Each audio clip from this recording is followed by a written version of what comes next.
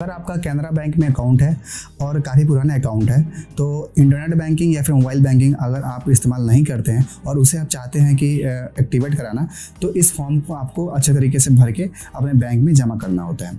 तो आइए इस पूरे प्रोसेस को देखेंगे और स्टेप बाय स्टेप समझेंगे कैसे क्या करना है। चलिए शुरू करते हैं। तो हेलो दोस्तों, ईडीजी में आपका बहुत बहुत स्वागत है। चलिए आज की वीडियो में हम देखेंगे कि इंटरनेट बैंकिंग, मोबाइल बैंकिंग को स्टार्ट करने के लिए या फिर एक्टिवेट करने के लिए इस फॉर्म को कैसे भरना है। आपका पुराना अकाउंट होगा तो उस टाइम पे इंटरनेट बैंकिंग का इस्तेमाल आप नहीं करते होंगे। पुराने अकाउंट में ये सब फैसिलिटी पहले नहीं होती थी, लेकिन अब ये फैसिलिटी आ गई है। अगर हम अभी आप न्यू अकाउंट अगर ओपन करवाते हैं हाल फिलहाल में, तो आपका इंटरनेट बैंकिंग और mobile banking hand to hand start हो जाता है, वो एक्टिवेट हो जाता है।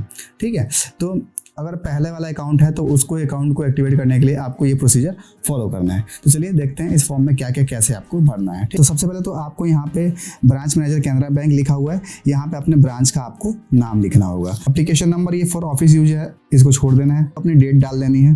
ओके, उसके बाद यहाँ पे लिखा हुआ है I wish to apply to your internet mobile tele banking services as a user of Canara Bank. ठीक है, तो अप्लीकेंट नेम लिखना है सबसे पहले। जो आपके अकाउंट से में नाम होगा वही नाम आपको यहाँ पे भरना होगा। हमने यहाँ पे अपना नाम लिख लिया।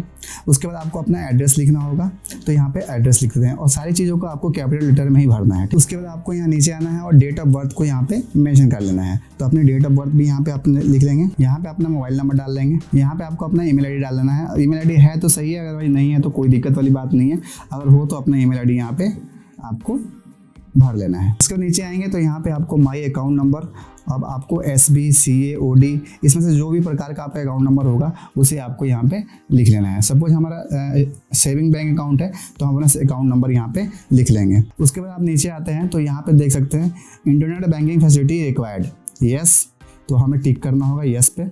उसके बाद आप ये चीज़ें ABC ये भी जो भी हैं ये पढ़ सकते हैं अच्छे तरीके से। आपको अपना पैन नंबर देना होगा, तो पैन नंबर आपको यहाँ देना सबसे कंपलसरी है। तो यहाँ पे अपना पैन नंबर लिख लेते हैं। उसके बाद मोबाइल बैंकिंग फैसिलिटी में आना है, यहाँ पे आपको यस पे टिक करना है। उसके बाद SMS फैसिलिटी इसमें मिल जाएगी। रिक्वायर्ड है या फिर नॉट रिक्वायर्ड, तो आपको रिक्वायर्ड पे टिक करना होगा। अलर्ट फैसिलिटी आपको चाहिए या नहीं चाहिए, तो रिक्वायर्ड पे आपको सिंपल टिक कर देना है।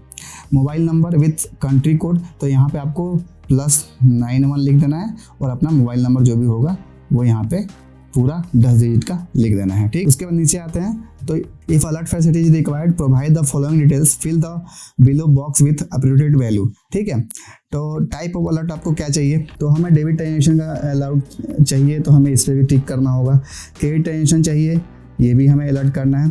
तो सब पे हमें टिक टिक करते जाना है। ठीक है, तो हमें ईमेल और SMS बोथ फैसिलिटी चाहिए, तो हम बोथ पे सिंपल क्लिक कर देना है। Amount about which alert to be sent, तो मिनिमम अमाउंट शुड बी 10,000, तो हम 10,000 यहाँ पे रहने देते हैं।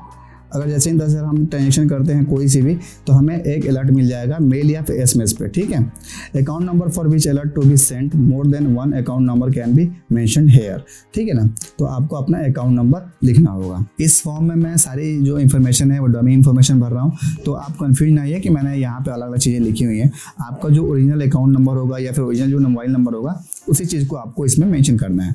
ठीक है ना, तो आपको ऐसे उल्टी सीधी चीज़ें नहीं लिखनी है, इसमें एकदम सही से जानकारी जो भी होगी वो आपको यहाँ पे मेंशन करनी है। क्रेडिट का ट्रांजेक्शन, इसमें भी अगर 10,000 मिनिमम आप निकालते हैं या फिर ट्रांजेक्शन आपका होता है तो उस पर भी आपका अलर्ट जाएगा दोनों पे। ठीक है ना, balance alert on monthly basis, तो हमें चाहिए यस, बोथ चाहिए।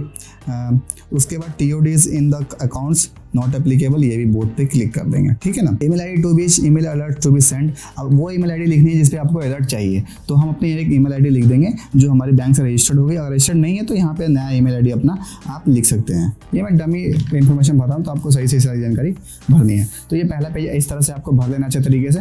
उसके बाद सेकंड पेज पे चलते हैं। सेकंड पेज पे आते हैं तो यहाँ पे टेली बैंकिंग फैसिलिटी रिक्वायर्ड, तो यहाँ पे यस आपको क्लिक कर देना है। उसके बाद जनरल कंडीशंस कुछ दी हुई हैं, इन कंडीशन को आपको अच्छे तरीके से पढ़ लेना है। उसके नीचे से जाएंगे तो डिक्लेरेशन दिया हुआ, डिक्लेरेशन को आपको अच्छे तरीके से पढ़ लेना है और यहाँ पे अपनी डेट और अप्लीकेंट सिग्नेचर यहाँ पे कर देना है। ठीक है ना, तो यहाँ पे आपको आज की डेट या फिर जिस दिन फॉर्म आप भर रहे हैं उस दिन की डेट आपको यहाँ पे मेंशन कर देनी है और यहाँ पे आपका सिग्नेचर कर देना है। उसके नीचे आएंगे तो यहाँ पे फॉर ऑफिस यूज ओनली लिखा हुआ है, तो ये इसमें आपको कुछ भी भरने की जरूरत नहीं है। ये सारी चीज़ें आपको ऑफिस में भरी जाएंगी फॉर्म जमा करने के बाद। इस प्रकार से आप पूरे फॉर्म को भर सकते हैं। भरने के बाद आपको अपना पैन कार्ड और आधार कार्ड इसके साथ अटैच करना है और अपने बैंक में जाके जो भी ब्रांच होगी आप जिसमें अकाउंट है वहाँ पे आपको सबमिट कर देना है। तो ये आज की हमारी वीडियो थी। मैं आशा करता हूँ आपको वीडियो देख के बहुत कुछ समझने को मिला होगा।